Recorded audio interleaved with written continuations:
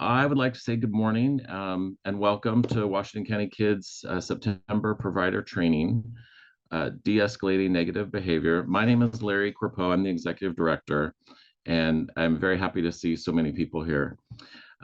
And for those of you that don't know, Washington County Kids' big mission is to promote and increase access to quality out-of-school time programs for all youth, from North Plains to Banks. I mean, all of Washington County.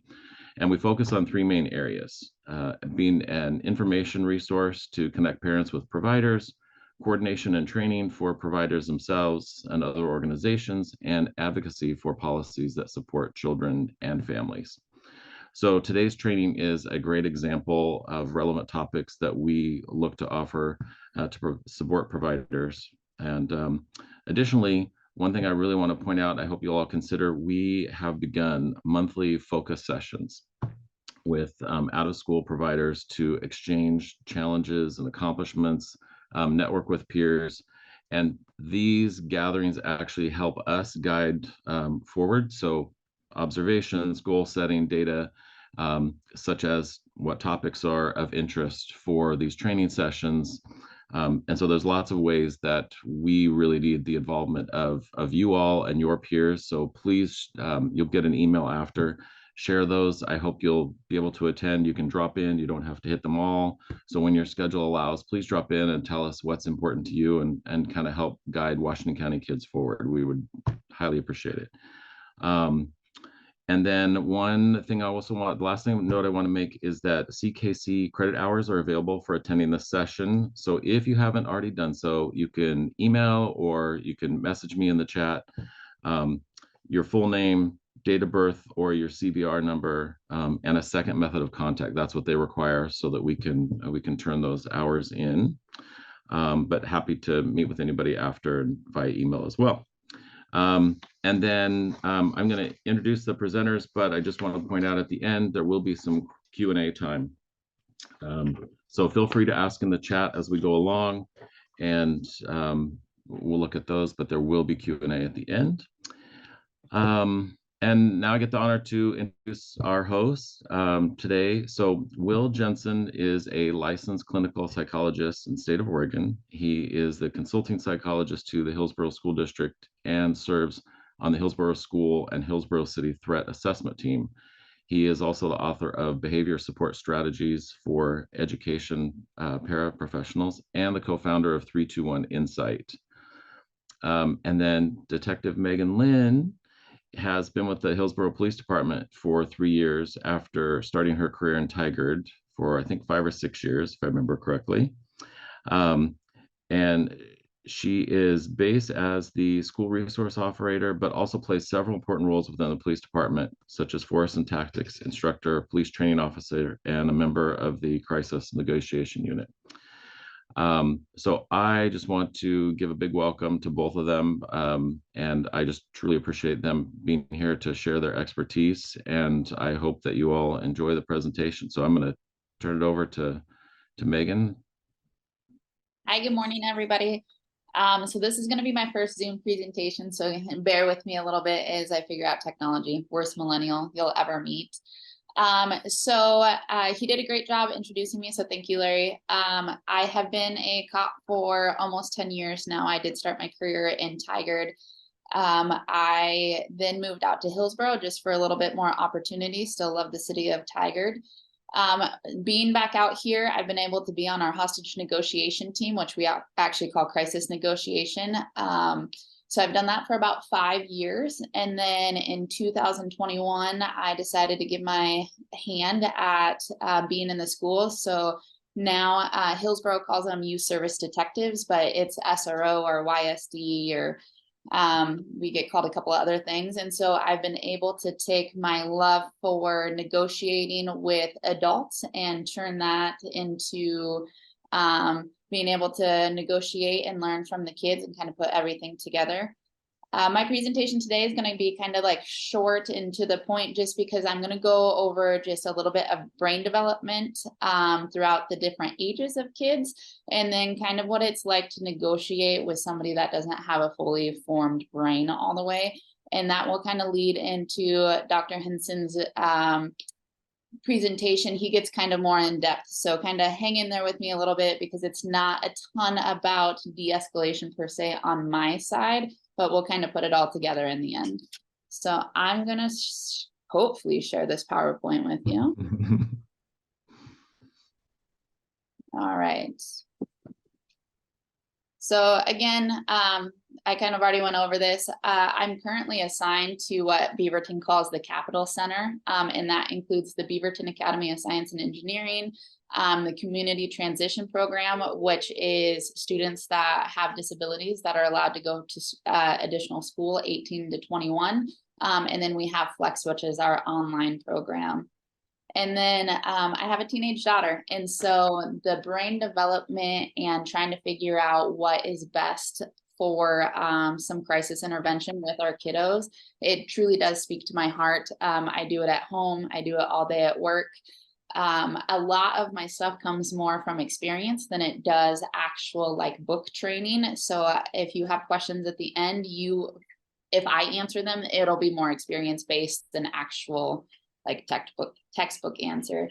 So understanding the brain, we're just going to kind of break it down, and we're going to focus on the limbic system. The limbic system is made up of the amygdala, the thymus, the hippocampus, the hypothalamus, and then we're going to talk about the prefrontal cortex. So the amygdala is just like a teeny almond-shaped portion of the brain that sits in the middle of it. And what it does is it's kind of where your fight, flight, freeze, or now they came up with fawn, kind of stems from. So this is that first like gut instinct that you have of just like, hey, something might not be right. So when the amygdala triggers, it then kind of goes to the thalamus, which is like the relay of everything. So when you see or use any of your senses besides your smell, that kind of processes it through the brain, and it kind of says like, hey, something isn't right, or hey, we've been here, we've done this, a threat hasn't come from this, and then we kind of base our reactions off of that.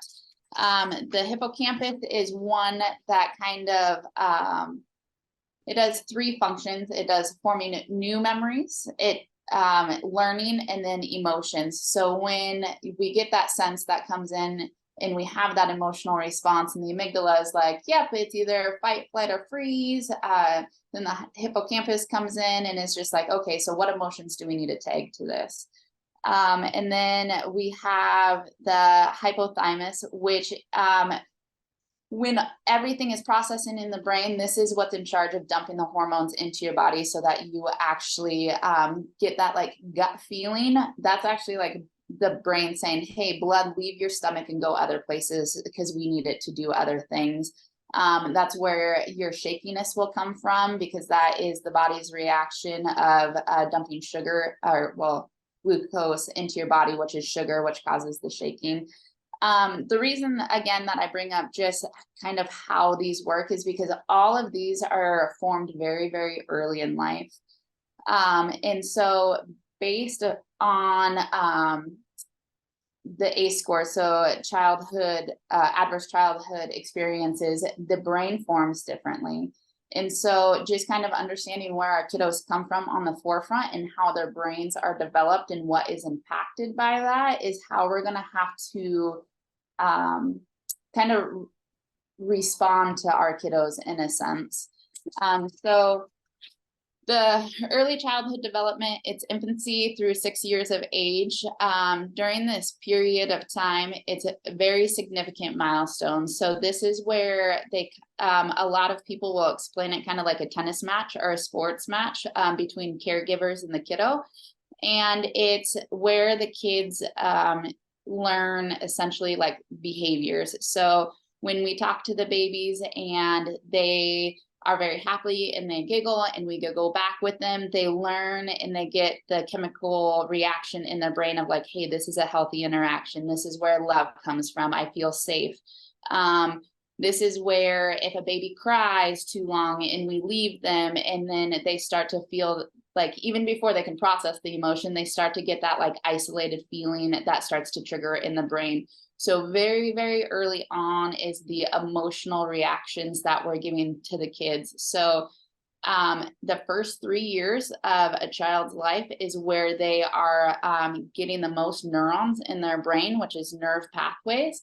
And so they will have 1,000 trillion brain connections before they are the age of 3. And that's about 20,000 neurons an hour that are connecting in their brain. So they're intaking a ton of information. And as a lot of us know, we're not with the kiddos prior to 3, right? So they haven't hit school age yet. Maybe some daycare providers are in there, but we don't have a lot of say over what happens within their home setting. So when we're first meeting our kiddos, trying to build that rapport at first and kind of figure out where they are is going to be very, very important. When you get to the middle child, or we also call this like school age children, it's going to be 6 to 12. This is where they are starting to learn more from interactions with others versus the caregiver relationship that they have. So this is where we have the most influence with our kiddos, because this is where they're entering school. This is where they're learning to play with others. This is where outside environments really come into play. So they, at this point in their life, they have a portion of the prefrontal cortex that is the top portion of their brain that is developed, but the majority of that isn't going to develop until their adolescent years, and then even into 24. So it doesn't cement all neural connections in your brain until you're about 24 years old. And so that's why we have such a hard time from 6 to, the 18 or early 20s, because they literally don't have a fully functioning brain. The adolescent development, that's 12 to 18, because after 18, they become adults, but still this whole process is kind of that same thing. They hit puberty, so more hormones are dumping into their body. They start to use that prefrontal cortex that they have, though, like I said, it's not fully developed. And that's what helps them make better choices. Prior to being adolescent, they don't really have the prefrontal cortex to tell you, like, yes, I want to make good decisions, or yes, I want to make bad decisions. It's just kind of like an unknown. They're learning from a mirroring of their environment that they're in. Again, 12 to 18 during the puberty years, this is where another large growth of the neurons happen, and it happens very quickly. It's the best way that I can kind of explain this is a lot of us still listen to the same music that we listened to in high school. And it's because that last portion of neurons that's really starting to connect and grow and cement in its connections, that happens on these last couple of school-aged years. And so that's why we go back to like, oh, in high school, we always really like to do this. Oh, high school was the best years of our life. High school, this. Or, we learned, some people didn't have great high school memories, but we learned a lot about this. And that is because that brain is finally just starting to really cement in what we've learned. So, like I said, a lot of the stuff that happens to the brain happens to it prior to us getting the kiddos. And so there's 3 types of stress. Eustress is good stress. So eustress is kind of like that feeling that I'm having right now, right? I'm presenting something to a group of people I don't know. However, so my body's dumping all the hormones and everything. However, it's not like I'm not in fear for my life. I know that I'm in a safe environment. I know that after I get this presentation, other presentations will be easier. So that's the eustress. That's the good stress. That's the, hey, I'm learning to tie my shoe, but instead I tied it into a bunch of knots, but I know that my, parent or caregiver is right next to me and they'll undo the knot and help me tie my shoe. Distress is something that is kind of that fight, flight, freeze, or fawn, but not over a long period of time. So it's like isolated incidences. So I'm learning to ride my bike, and then all of a sudden I crash my bike and I hurt myself, and I don't want to get back on that bike because my brain is telling me like, the reason that I fear is because I was on my bike and I couldn't stop. So it's just that quick isolated incident, but your body or your brain says, hey, like, let's look at why that happened. That happened because we were on a bike. So if we stay off of a bike, then we can't get hurt. We can't crash our bike. It's something that also, like, then with the correct environment or the correct supports, we can say like, hey, yes, you crashed your bike, but it's not always going to happen. The more, the better that you get at riding your bike, you're going to be fine. And then you get back on that bike and you pedal away, but your brain still created that neural pathway, right? That says like, hey, we need to be careful why we're on that bike. So distress still isn't necessarily bad for you because it's how you learn. Where we get into the problems is the chronic stress. So the chronic stress is, they say, lasts longer than 21 days. It can happen shorter than that, but that's where you're going to have the environment of maybe emotional abuse within the household, even if it's just observed from caregiver to caregiver, or if it's emotional abuse or physical abuse that is towards the child themselves. This creates a reaction in the body to where the amygdala and the whole limbic system is chronically just overstimulated, right? So it's saying like, hey, all of these things that should have been great in our life, they're not. So we're always going to be on that high alert. We're going to look around because we haven't learned, the world that we're in isn't safe. And so these are a lot of the kiddos that I end up dealing with, is they don't have the best home life, right? So every once in a while we get the number 2 stress, the distress, where they get randomly got into a fight over some sort of disagreement within the schools or whatever's happening. But the most influence that we have is that chronic stress, because one of the biggest combatants to the chronic stress is an adult, a caregiver, somebody that's willing to show the child support and give them positive interactions, can actually override all of the negative interactions that they've had. And it can do what's called pruning in the neural pathways that takes all of these negative experiences of distrust or feeling unsafe or fear and all of that. And if they find a relationship for them that shows trust and safety and everything else that they're looking for, it will reprogram those systems. So I have a little video here that kind of shows it. Hopefully it plays.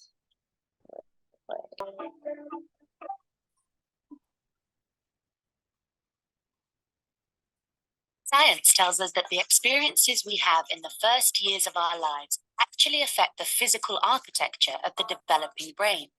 This means that brains aren't just born, they're also built over time based on our experiences. Just as a house needs a sturdy foundation to support the walls and roof, a brain needs a good base to support all future development. Positive interactions between young children and their caregivers literally build the architecture of the developing brain. Building a sturdy foundation in the earliest years provides a good base for a lifetime of good mental function and better overall health. So just how is a solid brain foundation built and maintained in a developing child? One way is through what brain experts call serve and return interactions. Imagine a tennis match between a caregiver and a child, but instead of hitting a ball back and forth across the net, various forms of communication pass between the two, from eye contact to touch, from singing to simple games like peekaboo. These interactions, repeated throughout a young person's developing years, are the bricks that build a healthy foundation for all future development. But another kind of childhood experience shapes brain development too, and that's stress. Good kinds of stress, like meeting new people or studying for a test, are healthy for development because they prepare kids to cope with future challenges. Another kind of stress, called toxic stress, is bad for brain development. If a child is exposed to serious ongoing hardships like abuse and neglect, and he has no other caregiver in his life to provide support, the basic structures of his developing brain may be damaged. Without a sturdy foundation to properly support future development, he is at risk for a lifetime of health problems, development issues, even addiction. It's possible to fix some of the damage of toxic stress later on, but it's easier, more effective, and less expensive to build solid brain architecture in the first place. One of the things building sturdy brain architecture supports is the development of basic emotional and social skills, an important group of skills which scientists call executive function and self-regulation can be thought of like air traffic control in the child's mental airspace. Think of a young child's brain as the control tower at a busy airport, all those planes landing and taking off, and all of the support systems on the ground simultaneously demand the controller's attention to avoid a crash. It's the same with a young child learning to pay attention, plan ahead, and remember and follow lots of rules. Like all of us, kids have to react to things happening in the world around them, while also dealing with worries, temptations, and obligations on their mind. As these demands for attention pile up, air traffic control helps a child regulate the flow of information, prioritize tasks, and above all, find ways to manage stress and avoid mental collisions along the way. Having this ability is a necessity for positive and level mental health. Developing effective air traffic control, overcoming toxic stress, and building solid brain architecture are things kids can't do on their own. And since strong societies are made up of healthy, contributing individuals, it's up to us as a community to make sure all young people have the kinds of nurturing experiences they need for positive development. To build better futures, we need to build better brains. All right. So I'll go back to the PowerPoint in just a second, but the basis of having you guys watch that, it's super simple, I guess, in my eyes. We don't know where these kiddos are coming from. We don't know what their pasts are. We might have a good sense, like when we meet parents or when we hear them talk about certain situations, but you guys have done a great job and continue to build these programs, right, where it is a healthy, safe environment for these kiddos.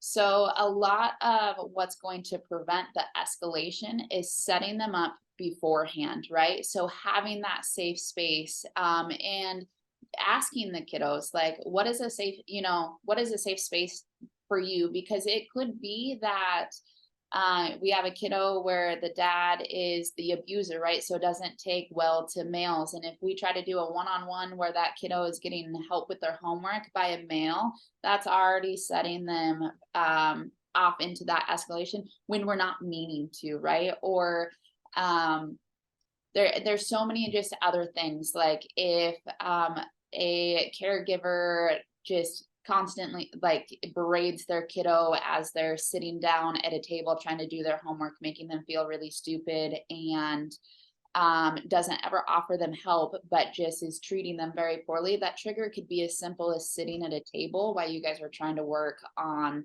homework and everything. So building that rapport on the front end and really getting to know the kiddos for the first couple days of these programs, or even, I mean, throughout the whole program, but really trying to pay attention, because they'll tell you as much as they can tell you with their little brains, wherever they're at in their developed stage. You just have to be open to, you have to be open to hearing them. And then you have to be open to being clever about how we're going to support them and what that looks like. So I'll show you the last slide of the presentation. It just kind of, it shows you the different negotiation skills that we use as a crisis negotiator. Again, with an escalated kiddo, it's not necessarily going to be like, hey, I need you to do all of these, because in a crisis of an adult, they have a fully functioning brain. Again, they're not using it, right? Because they have the emotional response that's not letting them use that prefrontal cortex that will let them think. But we're literally asking kiddos to come out of a situation where they were triggered at something and they literally don't have a functioning, like a fully functioning brain. They're at about half of it for our school age kids.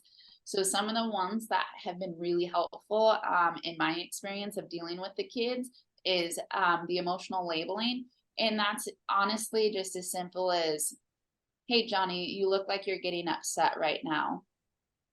And they might be like, nope, I'm not getting upset. I hate this. Well, hate is kind of one of those ones of, okay, well, can you tell me what you hate about it?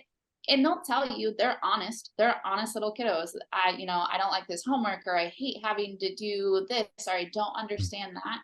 And that's where you're going to really have to listen to what they're saying and get creative with, okay, so you hate your homework, and maybe have them do the problems or whatever it is in a different kind of format that doesn't look like homework, and then help them transfer it over to the homework.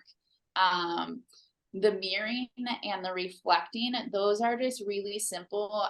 For the reflecting, it's just you say the last couple of words, like if little Johnny comes in and he's like, man, I'm really not having a good day today, and you're like, you're not having a good, not having a good day, like that will just encourage them to keep speaking. It kind of gives them that sense of like an adult is hearing what I'm saying and they're taking the time and I'm important to them. And so I'm going to continue to tell them like what's on my mind.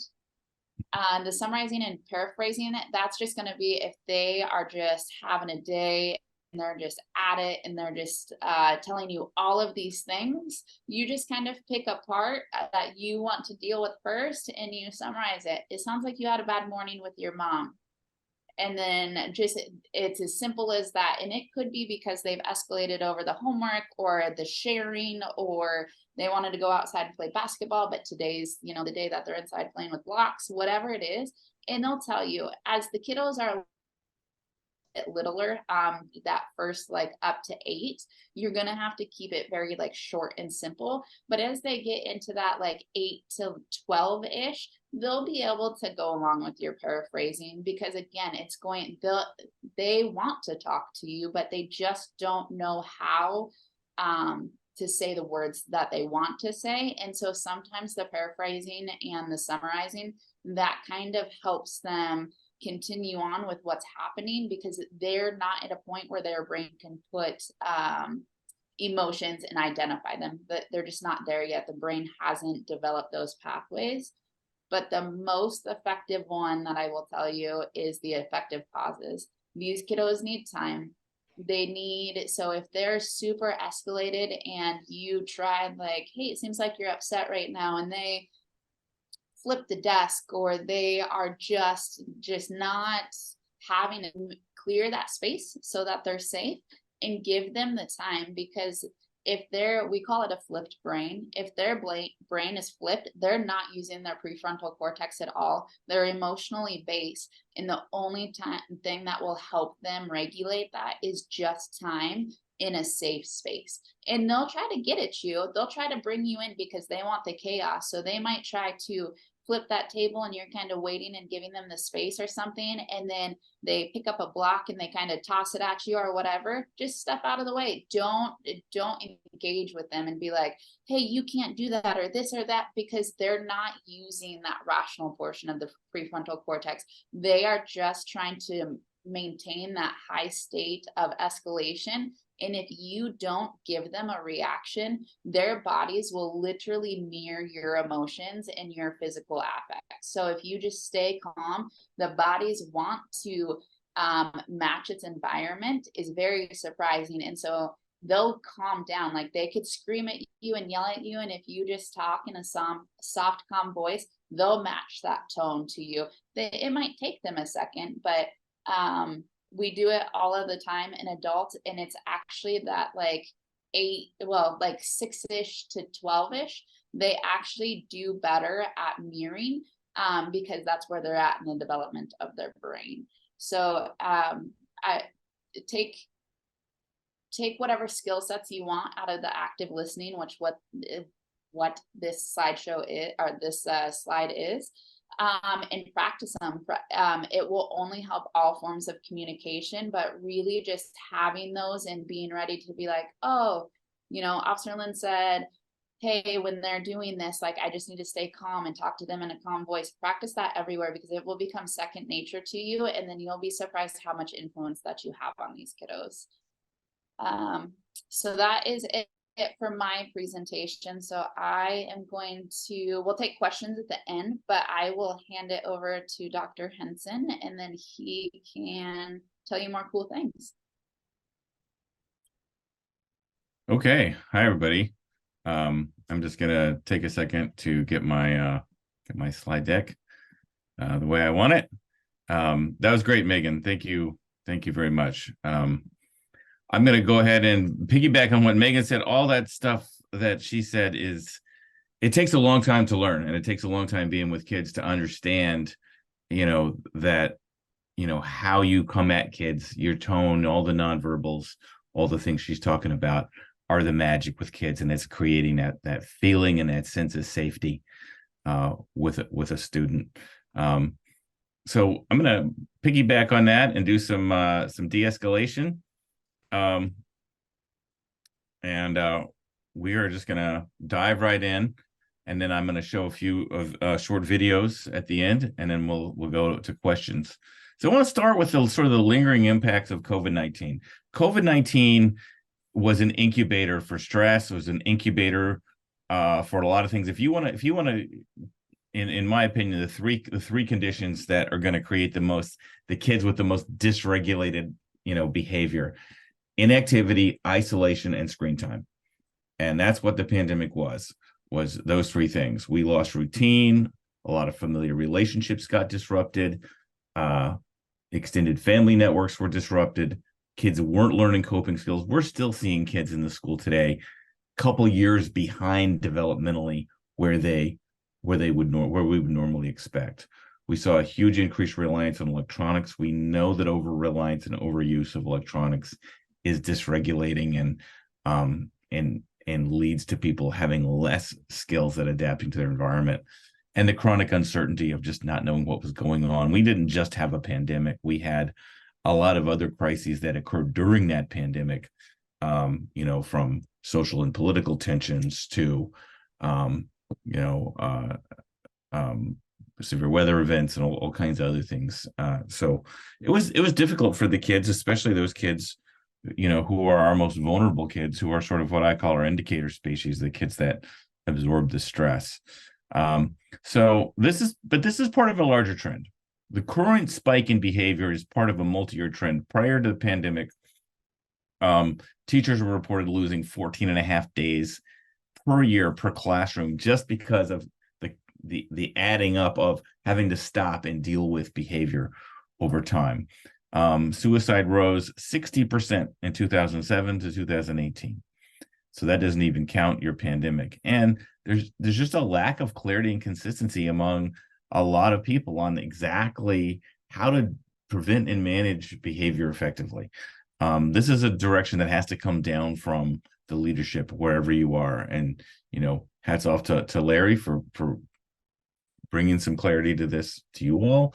And, it's my mission and Megan's mission in the schools to try and get that people to understand best practices. Now, you'll see this number 2007 coming up a lot. What came out in 2007?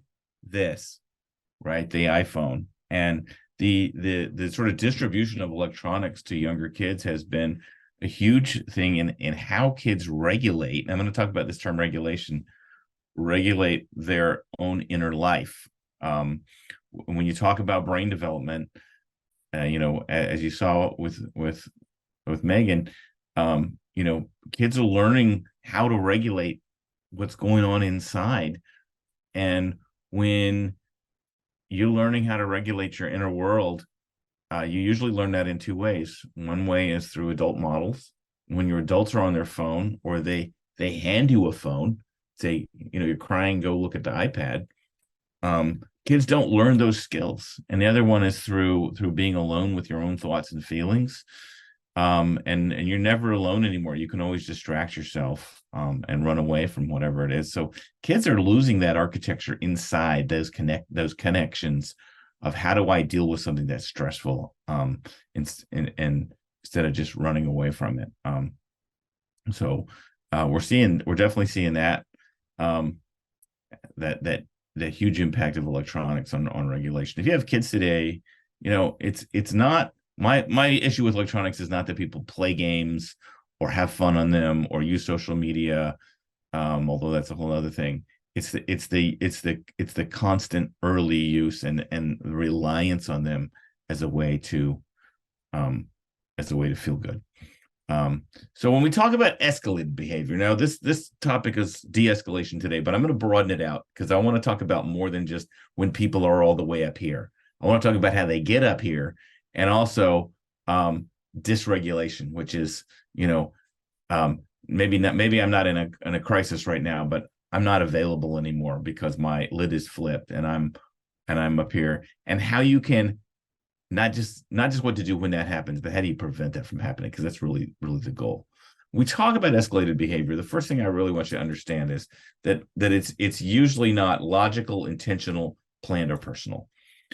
And I say that because, when we look at a behavior and we go, oh, they're just trying to manipulate us and get out of what they don't want to do. They've thought it out, they've planned it out, they've got an agenda. Or if we say it's personal, like they're trying to make me mad, what does that make?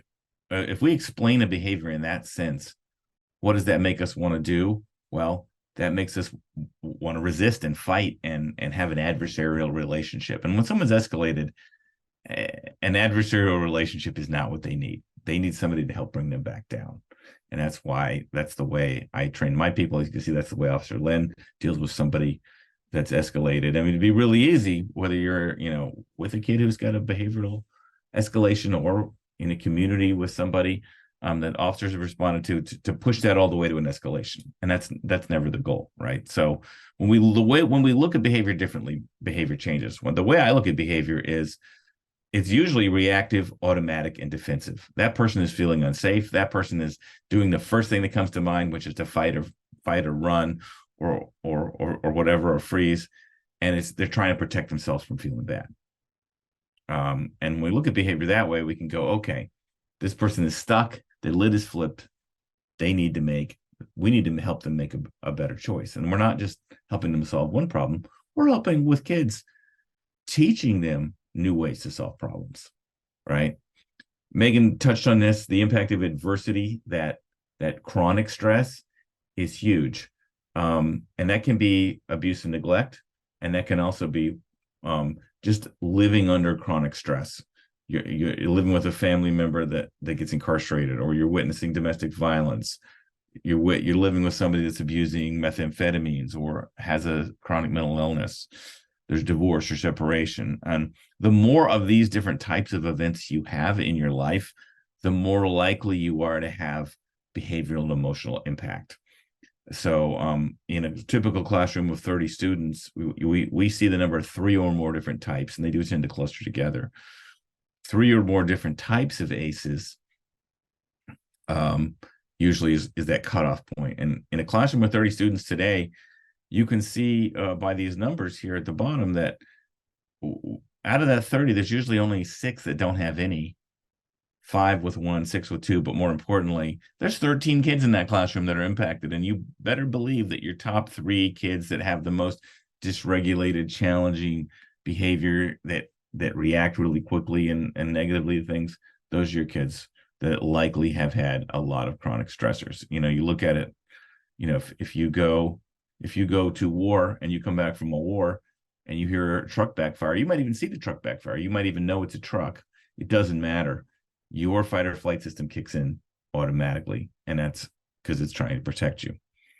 Some of the impacts on school-age kids: neurological development, decreased resilience being that adaptive response to stress. Mental illness rates increase when you have trauma, academic and learning, attention, difficulty trusting others, higher suicide rates, especially for people who've had interpersonal or sexual violence, high risk. Then younger kids tend to gravitate in their older teenage years to higher risk behaviors. But in terms of behavioral impacts, here are the big ones: fight or flight response. So that's what Megan talked about, that fight, flight, freeze, or fawn. Was fawn the last one? Anyway, you kick in this really quickly and inappropriately. So, my math is hard. I'm getting frustrated. And instead of me getting a little frustrated, I'm all the way up here really, really quickly. My body senses threat even though there isn't one. Hypervigilance, that's a constant scanning for danger. So I'm looking for danger, even though I don't necessarily know I am. It's just a habit of mine. I'm going to constantly look and see. And what are they scanning? What are the kids looking at when they're worried about danger? Well, they're looking at adults' faces and other kids. They're scanning for danger. Is somebody dysregulated? Is somebody angry? They also have a social misattribution or hostile bias, which means they might look at your face and think, and it might be just neutral, and they might think, that you're angry when you're not, because they're used to having to protect themselves from an adult who does get angry for with no real warning. And low self-regulation skills. I can't just sit still and chill, right? I'm always about like this. My trigger's always ready to go. So these are a lot of the impacts. And so you can imagine how kids in your programs might, with all these things going on, might have big reactions to small problems. People with trauma tend to spend a lot of time trying not to feel anything and then have a huge reaction. Whereas people without trauma, something bad happens in your day, you get ticked off. Something good happens, you come up here, you're out of coffee, you go down here, you come back. But they stay in the middle zone, right? Kids with trauma, they're up and down all day. Okay. So let's talk about regulation. Regulation is that ability to just deal with what's going on inside. And you learned from Megan the sort of brain architecture behind that. But in terms of regulation, it's not just how you feel. It's how you're thinking. And thinking can be a big one, because how you think about a problem determines how you're going to feel about it. If you start talking to yourself and saying, this is terrible, and I'm, it's going to be awful, and, that the way you feel is going to get worse, right? And there are ways that kids can think about a problem that makes it worse. So your feelings, your emotion, the direction of your attention, and also your physical reactions. Can I interpret the physical sensations I have in my body? If all of a sudden I get frustrated, I'm flooded with adrenaline, am I going to be able to understand that I'm just frustrated, or is that going to feel like I'm in danger? So things like that. So being able to understand and manage all these is critical for kids. And one of my favorite quotes around this is from Sam Harris. He says, if you're having a thought or feeling and you don't know you're having a thought or feeling, you become that thought or feeling. So maybe you've had this experience where you're having an argument with somebody in your car and you're getting heated up, and then you realize it's just you in the car talking to yourself, right? And you're thinking about all the things that they might say, and you're just talking to your boss or somebody else in your life, and you realize nothing bad's happening, but my blood pressure's up here because I'm imagining it, I'm going through it, right? You want to have what we call self-awareness. Self-awareness is I understand what's going on in my body and my mind and why, and I can take a step back from it and not react to the thoughts that I'm having and the feelings I'm having.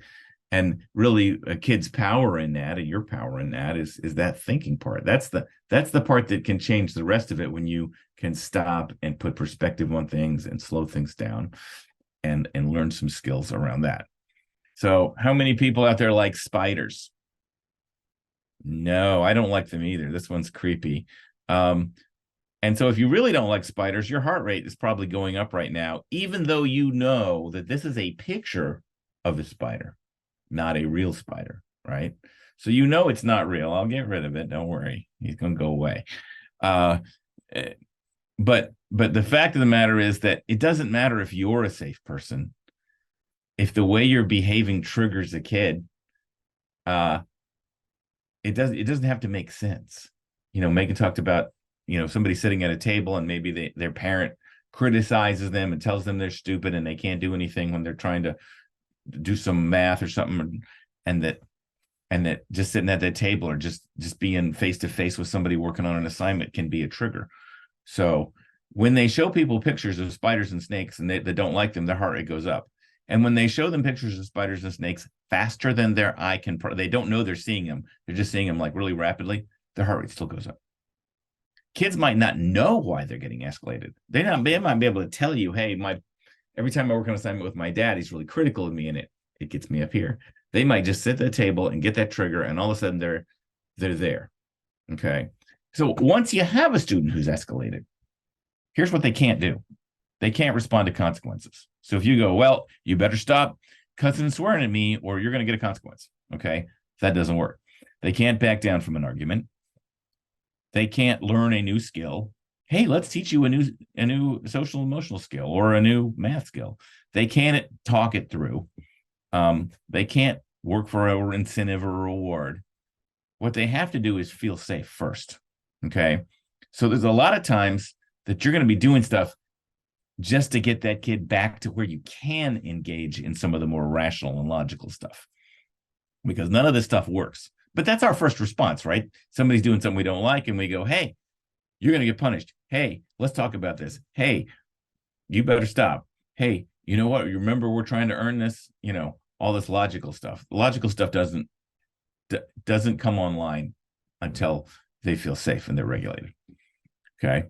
So all those require that regulated person. And really, safety is the treatment.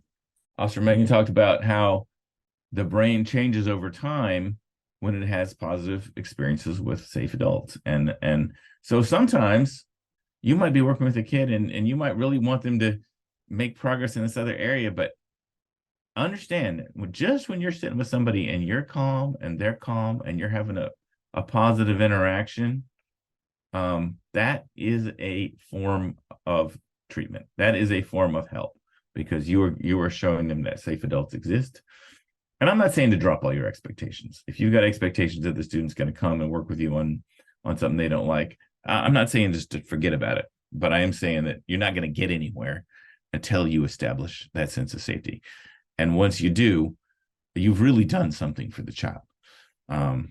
So manage energy, not behavior. As you're working with students in groups or individually, the first thing I always want to show is that I'm safe and I'm calm. And I go out of my way to, not just say I'm safe and calm, but to show. You really have to show. And everyone knows how to do this. I'm going to tell you. So I have a friend who has a little dog. It's a little white Chihuahua, and it's a rescue. And the dog, I don't know what the dog went through, but the dog does not like men, and it's very reactive.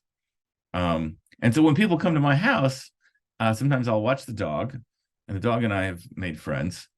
The dog will, and a new person comes in, the dog will run under the table and growl. Now, what do you think was going to happen if somebody new comes in and that dog growls at him and runs to the table and they go, no, bad? I'll tell you what's going to happen. Nothing. That dog is never coming out from under the table. But most people automatically, when you say this is Willow, she's had a bunch of trauma, they go, oh, I get it. And they move slower and they talk slower and they go sit down and they let the dog kind of come to them. And they know naturally not to be, that they have to show the dog and not tell the dog, because the dog doesn't speak English, right? So you all know how to show that you're safe. People do this naturally with kids. It's not complicated. But we forget it when we're dealing with, an older kid who's being not so nice to us, right? But so I want to manage the energy in the room. I want to manage the flow, the speed, my rate of speech. I'm spending a lot of time when I'm in front of kids preventing escalations, because I'm showing them that I'm a calm person. And sometimes they might want to test that. Sometimes they might say or do things that are, designed to see if I'm going to react to that. And, just not freaking out is a big deal, right? So when I look at crisis intervention, we talk about de-escalation, but de-escalation takes place when somebody's lid is already flipped. And at that point, you're just draining the adrenaline out of the person. You're slowing it down, because you got to get back to the thinking brain. You're not going to do anything else. But proactive interventions happen when you want them to. They happen when the student's calm and reasonable. They focus on prevention, and they allow a student a chance to succeed. If we want to talk about just the reactive stuff, they only happen when somebody's dysregulated. There's already a problem. They're less available, and it's already interfering with your timeline and what else you want to get done today. So really the magic of working with kids who get easily dysregulated is not to get them there, right? Is not to, and it's like if you told me, hey, I've had a major structure fire in my kitchen 3 times this week, I'm not going to talk to you about how to use a fire extinguisher. I'm going to talk about what the heck's going on in your kitchen that you've had 3 fires, right? And it's the same thing with, whatever situation you're working in. If your kids are dysregulated all the time, where your power and your control is in, setting the tone and the atmosphere and making sure things go smoothly. So proactive intervention, predictability is huge for kids that have had a lot of trauma, and really for anybody. I mean, let me say this about trauma-informed practices. They're good for anybody. There's nothing about the trauma-informed world where I have to figure out if you had trauma or not and treat you differently. The things that we do with people that have had trauma are the same things we do with anybody, right? We're just more intentional about it. So predictability is the hallmark of a trauma-informed environment. There's structure, there's routine. Kids know what's going to happen. Nothing's a surprise. Educators are calm. The people are predictable. Everything that happens in that environment is predictable to the kids, so that they don't have to worry about what's going to happen next. They don't have to sit there and go, "Oh my God, am I going to get, math?" They know when math's going to happen, and they also know, hey, it's not a big deal. No one's gonna get mad if you get it wrong. Things like that. So just so the limbic system, that emotional system that Megan showed you the whole nice diagram of, that doesn't learn through you telling it stuff. That learns through repetition and feedback. So getting that system to learn something is about getting things to repeat for that system. So the hypothalamus and the hippocampus and all that good stuff in your brain makes the right connections, right? So pre-teaching, front loading and preparing people ahead of time is a great way for that. Just that predictability, getting people to know, hey, this is going to happen. And when it happens, it's not going to be a big deal, right? And visuals, a lot of visuals to help kids learn. A lot of our kids with traumatic experiences are visual learners, the visual scanners. They don't listen to what you're going to say. They look at what you're going to do. And they look at your affect, whether they think you are calm or not. And if you're not clear enough about that, they will decide that you're not. They will decide that you're unsafe. So I spend a lot of time with a smile on my face, talking slow, making it very, very clear what kind of state I'm in.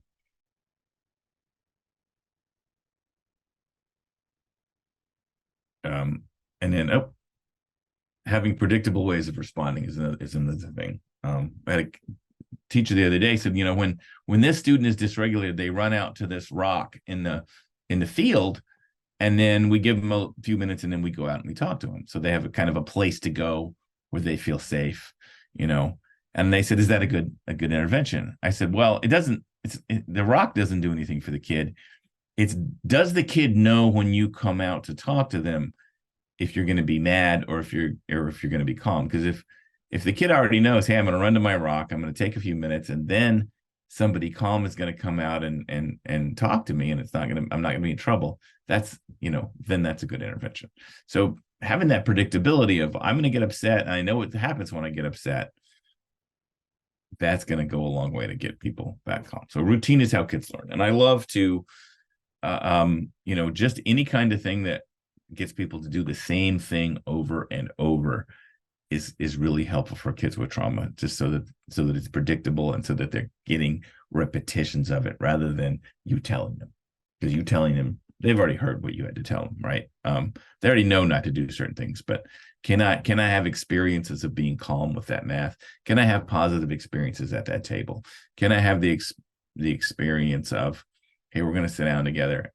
I don't care if you get them wrong or right this time. Let's just get used to doing it together, And if I was working with the kid that, in that example of the table, I would sit beside them instead of across from them, because maybe that's less confrontational. Okay. Now, relationships are the foundation underneath all the other stuff. Because if you have a good relationship with somebody, a safe relationship with somebody, then that's when you can do the things you want to do, which is teach and maybe push a little bit and expect more. Relationships are what allow us to have the higher expectations. As I mentioned earlier, just because I might be trying to convey signals of safety or doing some base stuff first, that doesn't mean my expectations for that student to succeed go away. Having high expectations of kids is equity. You don't want to have different expectations. I mean, and for each person, the expectations might be slightly different based on, what they can do, but we don't want to make them go away. Relationships really rely on three components, and the first is presence, and that presence means when I'm talking to you, I'm 100% present. Okay, people often say to me, "Hey, I don't have time to have a good relationship with every single student because I've got 16 students." Well, it's not about quantity, it's about the quality of your time. So I'm sure you know what it feels like to talk to somebody who's 100% dialed into you. They're not looking at their phone. They're not thinking about what they're going to say. They're not arguing with you. They're not talking to somebody else at the same time, that you're 100% present. And if you can be 100% present and really look and listen and be there with a kid, like that is the first key element of having a good relationship with them is they know that you're going to talk to them and you're going to pay attention to them, give them space to talk. You're going to listen, the whole thing. Power is the second one. And we often think of power as bad. We often think of power as, that you're forcing your will on somebody else, but that's not what power is. People who are really powerful don't need to do that. Power means you're calm, confident, and centered, and that they understand that you can hold your own. You're not coming from a place of weakness or desperation, or you don't need anything from them. Kids want adults to be in charge. They want adults to be powerful. They just not in a way that where they force them to do things or else, but in the way that oh, this is my parent, this is my teacher, I like her, I trust her, she's an adult, or he's an adult. And warmth, and warmth is your ability to actively convey your good intentions for the person. It doesn't mean you're giving out hugs and teddy bears. You can be warm and be a coach. You can be warm and be, anybody, but warmth is, I know I've got good intentions for you. I mean, you see this with coaching all the time, right? You see coaches screaming at people, run faster, do harder. What allows them to do that is that the players know that they like them and they're there to develop them and do something good for them, right? So warmth accounts for about 80% of initial social judgment, and about 80% of that initial social judgment of that perception of warmth is based on whether you're smiling or not. Now, that might sound like I'm the hokey psychologist telling you to smile, but if you think about it, what we've been talking about today is our kids have a hostile bias. They're going to interpret that neutral face, possibly as hostile. So I'm going out of my way to show people the way I talk, the way my face, everything, that I'm a calm, regulated, chill human, right? Because otherwise, I might trigger some of that chronic stress response, right? And so if I can go out of my way and put a little smile on my face, it will not kill you, then I'm going above and beyond to sort of show you that I'm calm. I went to a classroom the other day and they said, "Hey, what do you think of our new behavior classroom?" I walked in and I was going to evaluate it, and I said, "It's great." And they said, "You've only been here 5 seconds." I said, "Yeah, but every single adult in here is smiling." And the kids were busy, but every single kid can see every single adult is calm, confident, regulated. That's great. The rest of it's gravy, really. So having this kind of what they call the warm demander personality is, I'm warm and I care about you, and I also have expectations for you. That can be the sort of the way you want to structure a lot of your relationships with kids in terms of getting more out of them, getting them to progress more with you. Pay attention to what you want more of. This part of relationship is, a lot of people, there's sort of two models of working in with groups of kids. One is the surveillance model and the other is connection model. Surveillance is, I'm going to walk around, I'm going to look and see if you're doing right or wrong. Connection is, I'm going to walk around, I'm going to connect with you. Now, which do you think works better? Right. I want to be in the model where I'm connecting with kids, and and attention, good or bad, increases behavior. So if I'm giving a lot of attention, especially not just my attention, but my energy and my emotion to bad behavior, it's likely I'm going to see more of it. I want to give, it's not for a lot of kids who, especially ones who have a lot of oppositional and defiant behavior, or kids that are sort of lower on the intelligence spectrum, kids with developmental disabilities or autism. My way of dealing with behaviors, I'm really interested in good behavior. And I don't necessarily mean you're going above and beyond. I mean, you're doing what you're supposed to do. You're talking to me. And bad behavior kind of disinterests me. I don't really give it a lot of thought. Somebody's like doing something wrong. I'm like, I'm not really interested in it. I don't really have a reaction to it, because I can't tell you how many cases I've consulted on over the last 17 years being a primary consultant for Hillsborough, where a behavior has been magnified to the top because somebody started with a little behavior and people gave it all this energy and all this attention. You don't want to do that. Another maxim that I use: chase the relationship, not the behavior. I want to be after that relationship. I want to be building that relationship any chance I get, rather than playing whack-a-mole and trying to be like, oh, you did bad behavior, I'm gonna come over here. You don't want that. It doesn't work. So we'll talk about reactive strategies. So, I mentioned proactive ones are the best, right? And your reaction is not what's going to change the behavior for the long term. It might stop it in the moment. But think about the idea of, the classic, which is, here's a kid doing the wrong thing, and I come over and like, you die, and wag your finger in their face. What I'm assuming is that if I flip my lid and get mad at you, then you're going to see that you need to be the calm one between the two of us and be like, okay, I'm gonna back down. Now, some kids can do that, but kids with a lot of trauma and a lot of other issues going on, they're not gonna do that. If a student's angry, frustrated, escalated, they're not in the space to learn, and you're just draining that adrenaline out of the situation. But so there are not a lot of other choices in that. So remember that intentionality is power. Reactivity is weakness. Don't be a reactor. Don't set up a battle with somebody that you can't win. Don't be like, you better do it. You better do it. I said no. You're not going to get anywhere with that. I usually tell the student, hey, okay, I see you're really frustrated and you're not going to do it right now. That's okay. Let's just take a minute and we'll come back to it. Right. I'm not going to demand that the kid do anything that I know that they're going to tell me they're not going to do. That's a waste of my time, and it takes my power away, frankly.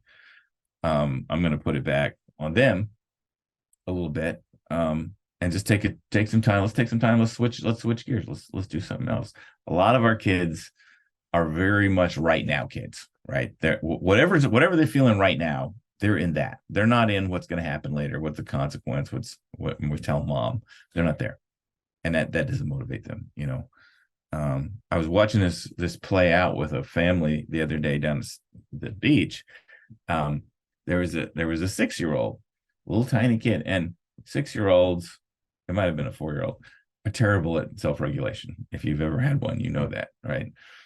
And mom and dad and probably 8-year-old sister got 20 feet ahead of this kid, and they start screaming, right? And he stops walking because he's 20 feet away. He just starts screaming, right? The logical thing would be for him to run and catch up, but he doesn't do that. He starts screaming. And the parents stand there and start talking to him. Well, just keep walking. He's not doing it. He's screaming because his right now is, I'm 20 feet away from mom and dad. That's too far. And so only the 8-year-old figures it out. She runs back. She grabs his hand and she goes, let's run. And all of a sudden, he gets this huge smile on his face and he starts running with his sister because his reality changed. His right now changed. There was no amount of logic that was going to get that kid to move. They had to change his reality. So, and the 8-year-old figured it out. But just remember that a lot of kids, it doesn't matter what's going to happen later. It matters how they feel right at this moment. So, the other thing I'll say is to pick your battles. Avoid invitations to battles you can't win. Don't take the bait. The bait is an invitation for you to behave in a predictable way. So when they go, you're not a real teacher, you don't care about me, you're just in this for the money, whatever they say to you, that's an invitation to you for a battle. Like, watch out for that. Check yourself, always stay calm, and stay on the side. The student, when a student's doing something I don't like, it's never me against them. It's me and them against the problem. So I'm always on their side. I want to stay right by their side, because who wants to battle with somebody like that, right? If I'm on your side, you don't want to battle me. If I get on the other side of you and it's me versus you, you win by doing something I don't like, and you're gonna beat me because I can't stop you, right? Okay, so these are invitations, to a battle you cannot win. As I said, it's not whack-a-mole. Don't play whack-a-mole with behavior. You're not gonna get anywhere with that. All right. So let's talk about co-regulation. Now, this is the skill I'm going to teach you. And it's just a lot of things we've been talking about, using your own presence to have somebody else to be calm. And Megan covered this, which is, if I'm talking to you, you're going to match my heart rate and my speed, and the mirror neurons in your brain are going to start to make you act like me. And if I'm escalated, you're going to be escalated. So students have difficulty calming down. They need the presence of a regulated, calm human being to help them. And co-regulation is a shared process. It's not something you do to someone. It's not a technique. It's something you do with somebody. We're both going to be calm together. And it's primarily a nonverbal process. Only a calm, regulated adult can help a student regulate. And we're going to see a little video about this. I call this the U model, because it relies on you to do the regulation, not the student. The Y is the U, which is before you, but the student's doing something, you want to check in with yourself first, which is to say, my own thoughts and feelings. Am I calm enough to enter the situation, or am I worked up? Because if I'm worked up, I'm going to come across the wrong way. The O is to look at the other person. What signals is that person exhibiting that tell me whether they're regulated or dysregulated? Are they ready to engage in some problem solving, or do they need me to help them first? What do they need? They need to leave them alone for a little while, or do they need me to help them engage? Check the others for signals, and then use a regulation strategy that fits the level of the crisis. And we're gonna talk about that in a minute too. So before I show videos, I'll talk a little bit about discipline and consequences. I don't know if you guys do these as much, but certainly entering any situation where there's discipline can be anxiety producing if somebody gets in trouble. Discipline does not fix problems associated with dysregulation and lack of skill. Most of the time, if a student could respond differently to a situation, they would. Now, obviously, you're going to get in trouble, you hit somebody or do something like that, but it doesn't fix the problem. Because the problem most of the time with kids is that their lid got flipped, right? So the magic really isn't to give somebody a consequence or to offer somebody that reward or incentive. It's to have high expectations for the kid and a high level of support to support them. In other words, I'm going to expect a lot of you and push you to get there. Not push maybe, but help you, support you to get there. Because really, when kids have a lot of chronic behavioral issues, I see two things. Either people have all these expectations and then they punish them when they don't meet them, and the kid always feels like a failure, or they just have no expectations. And they just don't expect anything of the student. And that's not really fair for that kid either. So if you have both, that is the magic that gets kids to make the progress that you want them to make. So, like I said, punishments and rewards don't do a whole lot. They require a huge amount of complexity to organize your brain to achieve that long-term outcome. And I said, our kids are right now kind of kids. Okay. Rewards don't give kids skills either. Working for long-term incentives is highly complex, but you can help people instead of to hold out a reward, to practice new behaviors in controlled conditions, allowing for feedback, failure, and fun. So one of the things I'll do with a kid is, if let's say this is a kid who does not want to do their math, and every time they have math, they freak out, I will say, okay, hey, you know what, I know you freak out when you have to do any math. I might start with, I'm going to put some math in front of you, and I just want you to sit here with it with your pencil and just really calmly, without freaking out. And then I might say, let's do one problem without freaking, and then we'll freak on the second one. I want kids to do things intentionally. They normally do reactively, and I want them to get used to things in controlled situations, so that we're practicing things like, what are you saying to yourself when the math's in front of you? I can do this one problem. And let's just have success after success rather than failure after failure. Let's just have one success. Let's get as far as we can. And if the kid needs to stop, we'll practice. I'm going to put my pencil down real calmly and be like, I'm going to take a break, right? Because if I can get you to do something intentionally, you normally do reactively. I've made some progress with you. So practice in those control conditions for success. So that's, reinforcement. So I'm gonna stop a minute and then I'm gonna show a couple videos.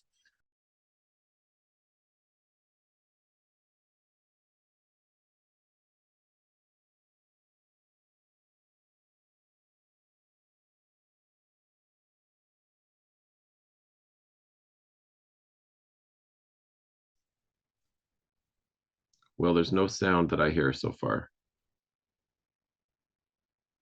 Describes a well-documented pattern of There we go. behavior thinking people go through when they are experiencing an intense emotional crisis. Understanding the nature of crisis and the specific phases of escalation within the crisis cycle is important in developing trauma-informed practices for several reasons. Students with ACEs become dysregulated easily. The more you understand about escalation and crisis, the more predictable your behavior will be.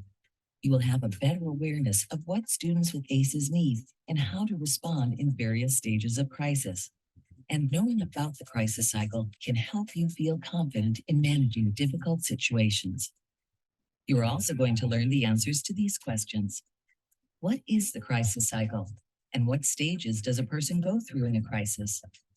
And what questions do people often ask about the crisis cycle?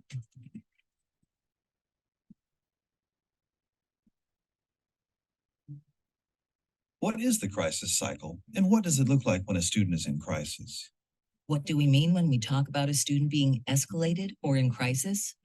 While people sometimes use the word crisis to describe a long-term problem like failing classes, the crisis we are talking about here is an intense emotional and behavioral reaction to stress. Even though everyone responds to stress differently, people tend to go through a fairly predictable series of steps as they escalate, experience a crisis, and calm back down. The crisis cycle actually involves several different phases. Knowing about these different phases is very useful for anyone who works with individuals who exhibit intense, unsafe, or out-of-control behaviors. Although there are some differences in the way professionals characterize the crisis cycle, most well-accepted models describe the following phases. Let's take a look. Baseline phase. The baseline phase is a student's typical way of feeling and behaving when they are not experiencing intense emotional arousal and are not in crisis. Although everyone's level of functioning in the baseline phase looks a bit different, generally, individuals in this phase can respond with some degree of success to typical social, academic, and occupational demands. Trigger phase. This phase involves the presence of one or more events that provide stress or challenge to an individual.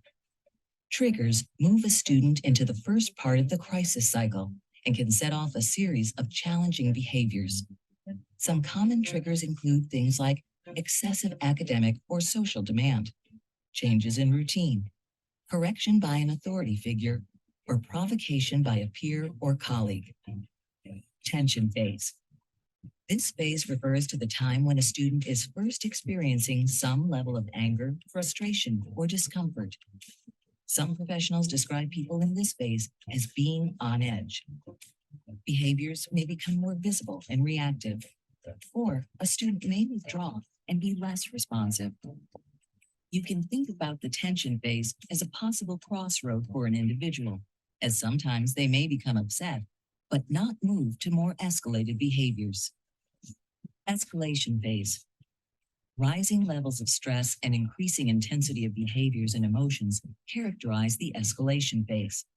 In this phase, students often begin to act in ways that will engage others in a negative way. For example, they may begin to argue or question things. They also might become verbally threatening or abusive to others. Non-compliant or avoidant behaviors may be observed as well. Crisis phase. If a student continues to escalate, emotions and behaviors become increasingly intense and poorly controlled. When an individual is at the peak of the crisis cycle, they are highly emotional. You may see tantrums or some combination of highly destructive, provocative, and unsafe behaviors. Many educators are surprised by the intensity and often irrational behavior of people at the peak of the crisis cycle.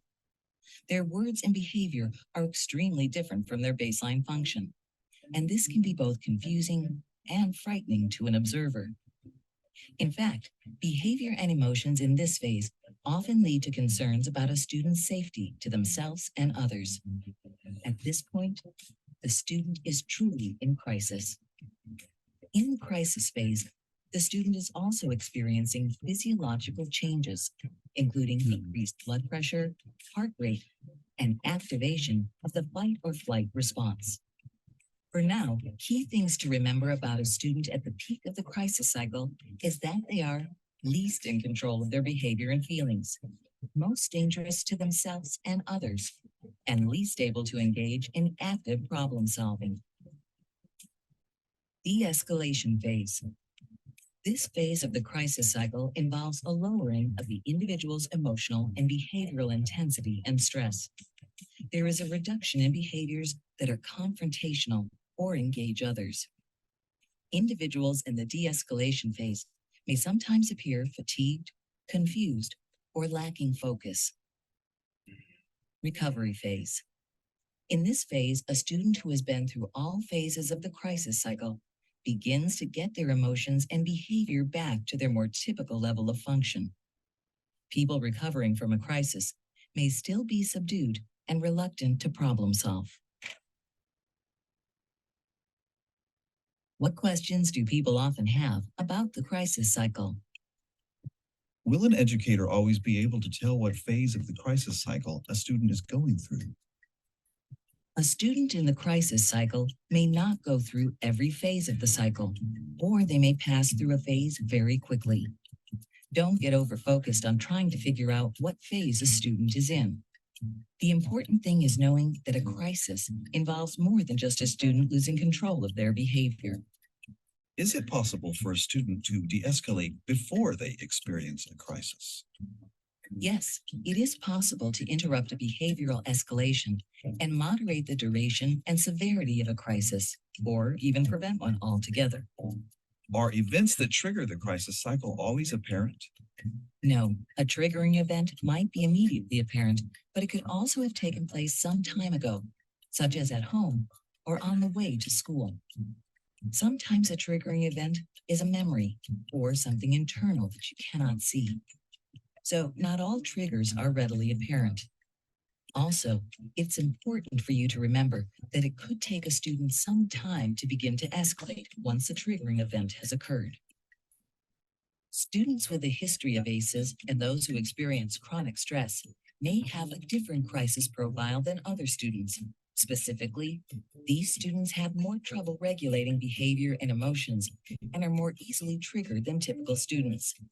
Common escalation triggers can include recollections of traumatic experiences, inaccurate perceptions of people or situations as potentially threatening, and unexpected changes in routines. Students with ACEs may spend more time in the tension phase than typical students. This is one of the reasons why these students struggle to manage emotions and can escalate quickly. Students with ACEs or chronic stress often go through their school day at a higher level of arousal than typical students. They may already be in the tension phase when they arrive at school. This is why it is so important to develop preventative interventions, such as morning check-ins, and to include regulation activities in the daily schedule. Students with ACEs or chronic stress also may experience higher levels of emotional intensity and dysregulation during the peak of the crisis phase. And these students may take longer to work through the de-escalation phase and be more likely to re-escalate than typical students. In this segment, you have learned about the crisis cycle, a predictable pattern people go through in an emotional or behavioral crisis. The baseline phase. which is where a student typically functions. The trigger phase, where a student encounters something upsetting or stressful. The tension phase. In this phase, a student is experiencing some level of emotional upset. This phase is a crossroads where the student could move back to their baseline or escalate into crisis. The escalation phase, where a student's stress, behavior, and emotions increase, and we may see more behavioral issues or signs of distress. The crisis phase, where a student in crisis reaches their emotional and behavioral peak. Behavior is poorly controlled and thinking is not clear. This phase is where there is the greatest risk of unsafe behavior. The de-escalation phase. This is when a student starts to calm back down, but is still often agitated, unfocused, and unavailable for problem solving.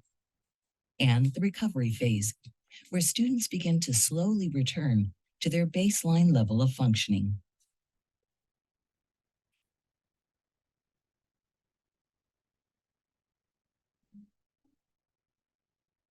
Okay. I'm going, so you saw that, that is the crisis cycle.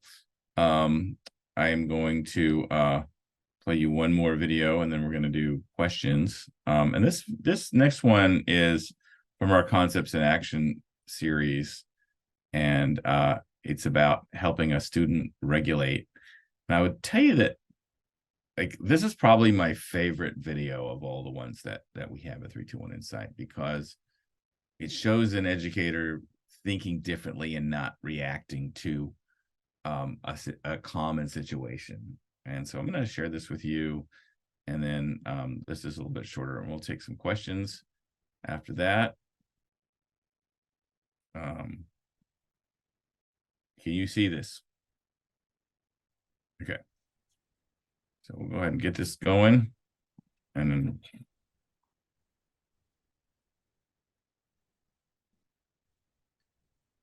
No sound yet. Helping the student rate. There we go. Okay. Hi, my name is Lawrence. In this segment, I'm going to show you ways I use to help a student regulate. You're going to watch 2 short clips. In one, you'll see me being very intentional in the way I approach and work with the student to help them regulate. In the second, you will see me doing things in a different way, a way that actually increases the student's dysregulation. Now what you're going to see is my friend Nikhil. We just assigned some independent writing and Nikhil is up out of his seat. He is going through my cupboards and looks tense. These behaviors make me think he's dysregulated. And my goal is to help him become regulated so he's ready to follow classroom expectations. Let's take a look.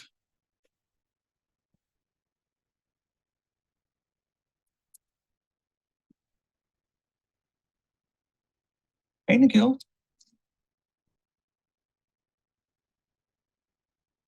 Can I help you find something?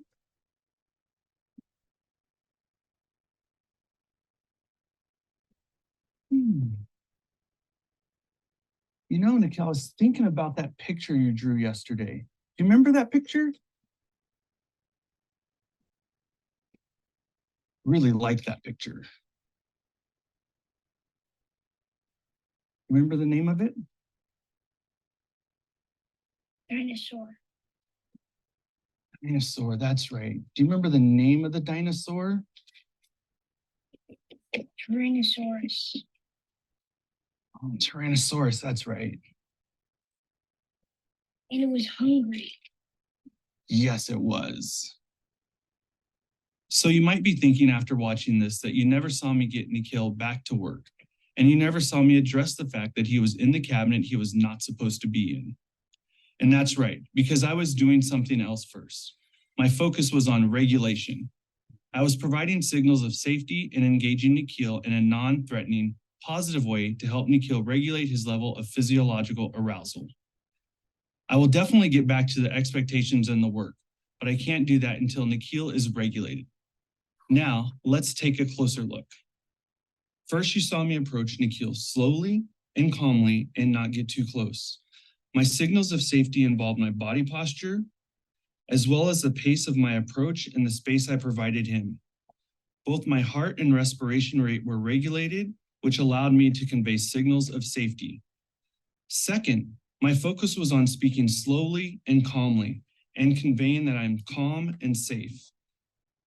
Notice my voice tone, not too low or too high, either of which can be perceived as threatening. Third, I did not even begin to address the throwing of the object or anything else yet. I'm not going to get into that because I'm not thinking about that. All I'm thinking about is helping the student regulate. What you saw me do was direct the student's attention to something we could both focus on. Finally, you saw me and Nikhil share our recollection of his picture. This allowed us to have a face-to-face interaction where we could connect over a topic that is less threatening than a direct confrontation of the student's behavior, and gave me the opportunity to show I'm a safe person. At this point, we're beginning to relate with each other, and the student will begin to have access to his or her thinking brain so we can reason and problem solve together. My goal was to lead the student in the direction of regulation, not follow and react to his dysregulated behavior. Now, let's watch how this scenario might go when we don't use these strategies. Nikhil, what's going on? You know you're not supposed to be here. You're supposed to be in your seat working on your writing. You need some help? Oh no, we don't throw things in here. That is not safe. Okay, what is going on with you today? I need you to stop. Otherwise, there's going to be a consequence. This did not go so well, so let's analyze the approach and reflect upon the signals I provided. Were they signals of safety or signals of potential threat from the student's perspective? First, you saw me approach the student quickly, and although I wasn't yelling, you could see my agitation showing through. Second, my focus was on what the student was doing wrong. I was not attempting to establish a connection with the student, and I was not thinking about whether or not they were regulated and ready to hear this. Third, I reacted negatively to the student throwing the object. I even threatened to give a consequence, neither of which worked very well because I didn't focus on regulation first.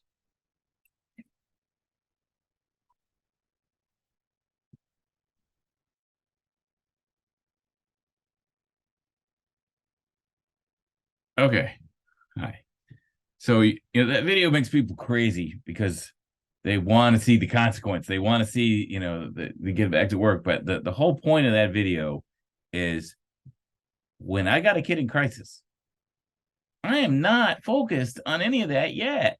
Now, you know, obviously, I don't want him to do these things and I want him to clean up the markers but we're not there yet. And the whole point of that video is one thing at a time. You got to do one thing at a time.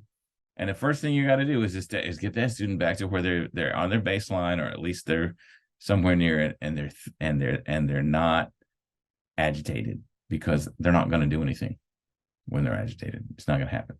So with that is the end of my presentation, and we have 20-ish minutes for questions. So Larry, you want to open it up for both Megan and I to take questions?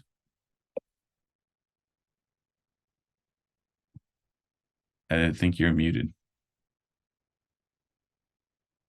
Forgot to unmute myself. Yeah, so everybody, you can unmute yourself. Why don't we start with that? Feel free to unmute and let's see what questions are out there. If you want to send out my contact information, you're more than welcome. You guys can email me if you guys have questions. If I don't know the answer, I will default to my partner because he is my main person that I go to when I have problems. He's the reason, or I'm the reason he's in this presentation as well. So, Okay. but we love the kids. We'll try to work through whatever we can with you. And sometimes it is just contacting us regarding like just one-on-one kids, because really getting creative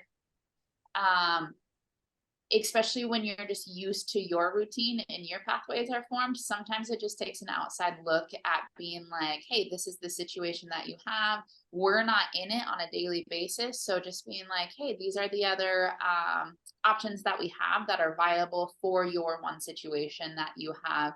And again, creativity on this one, and just like we were saying, that mirroring, that slow moving, and just the sense of safety. If I could figure out how to turn my camera around on my laptop, I'd show you. I'm in my school office right now. Like, it's lit by the lights behind me and a lamp, so it's very low lit. I have 2 comfy chairs for the kiddos to sit in. I have a table where they can do arts and crafts. Like, it is very like low light, just like a soft office. And that's because I know just setting it up at that level, it's safe, it's comforting just by the environment that I have created. And then at that point, we can start the conversations with the kiddos that we need to. So it's setting up an environment, and then just knowing proper just ways to interact. So, and can I just say, you know, our SROs in Hillsborough in particular are fantastic. There's been a lot of negative press on SROs, but our SROs in our schools in Hillsborough do the things like Megan's doing. They connect with kids, they build relationships, they're there not to enforce, you know, the law and arrest kids, but to make bridges to kids, to help kids, you know, think and develop skills. And most of the time, in most situations, I would say that our SROs are preventing kids from having negative legal ramifications, rather than just trying to find something they did wrong and getting them. So our hats off to Megan, you, and all the other SROs who are building those bridges with kids. Thank you. I love it. It's definitely one of my passions, and it even truly helps me with my kiddo at home. So for those of you guys that have kiddos at home or are thinking about it, just remember, like, these are transferable skills for just even raising your own kiddos. And the more that you try it and the more that you implement these things, like, it just becomes second nature. And it is second nature. Like Dr. Henson was saying, like, these things about like wanting to protect and make kids feel comfortable and be there for them and be that one positive interaction if they don't have very many. It comes natural. You just kind of have to get past the, like, they're doing it to me on purpose, like, why kind of thing, and just being like, okay, like, I get it. Like, I'm here for you though. So let's figure out like how we're going to do this together as a team. And it takes time, but you'll see the switch. I promise. It's there. It just takes time. It takes dedication, and it just, that kind of nurturing thing, because a lot of them haven't seen it. So Megan, on a related note, I don't know if you saw it. So Viviana had a question. How would you briefly explain these methods to parents that may not be open to new methods of approaching a dysregulated child? So some of it is you don't necessarily, trying to think of how to say this in the most PC way. You don't necessarily owe them an explanation, right? Because if the kids are there with you after school and you're being that positive caregiver role model to them, and they do have like a high ACE score, or they're experiencing all these things at home, you're not going to fix the problem at home, right? That problem has been instilled in that environment for a really long time, more likely than not. So it isn't the explanation per se to the parents. It is you just being consistent with when you're with the kiddos, because if there is something,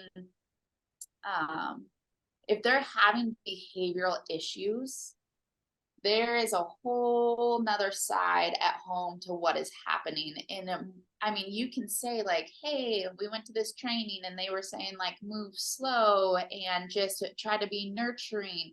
But that parent already thinks that they're doing what's right for their kid, right? Or they're in a space to where they're not going to be able to hear anything regarding those kiddos. And that's where your positive relationship with that kiddo is trying to trump what is happening outside of the environment that you can't control.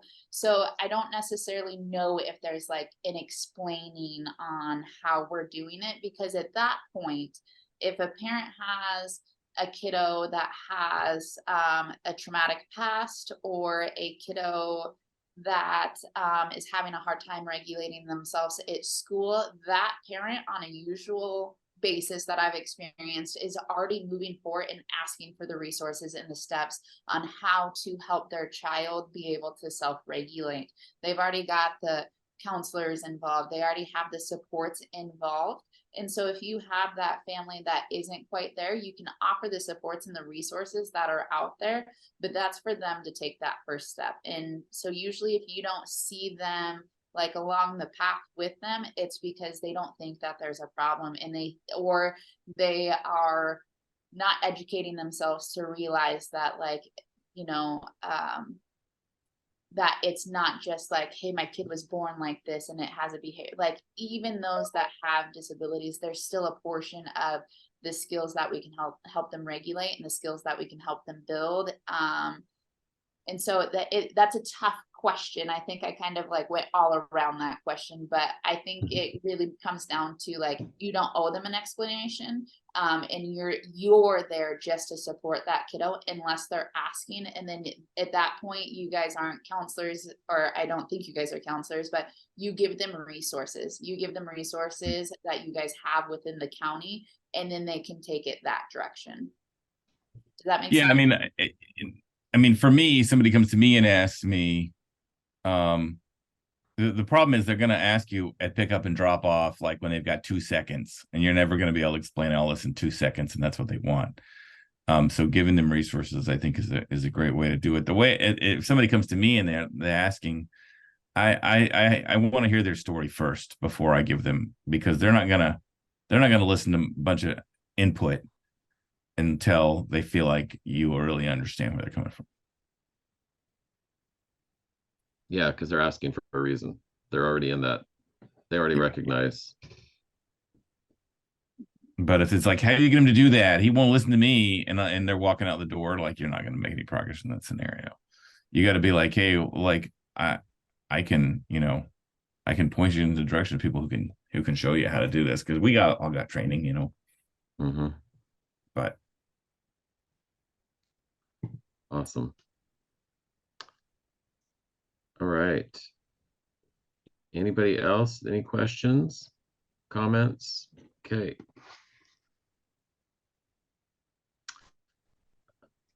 I don't think so. Just double check. No. Okay, I don't see any more in the comments. So Will and Megan, thank you so much for being here on behalf of everybody. Thank you for sharing your knowledge and your experience. I want to thank you all for attending, and to all the providers out there, I hope to see you on the 29th for our focus session. And I think that closes us up for today. Thank you all.